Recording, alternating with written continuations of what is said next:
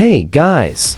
Today let's learn how to fix your Facebook account session expired. So, in the case that you receive this prompt, that your account session has expired, in this video tutorial, I'm gonna teach you guys step by step, just how to basically fix this. So please watch this video until the end, to find out how. Alright guys, what we need to do first in order to solve this issue, is to actually double check our internet connection with our Wi-Fi. Now, one of the main reasons as to why this may be happening on our devices is, we don't have stable internet connection with our Wi-Fi, so double check your internet service provider, or your internet connection, and check if it is connected stably. Now, you could also try yourself data instead of your Wi-Fi, and see which one between the two is gonna work better for you. Now, if you're still experiencing this issue, you could also go ahead and make sure that your Facebook applications is updated to the latest version.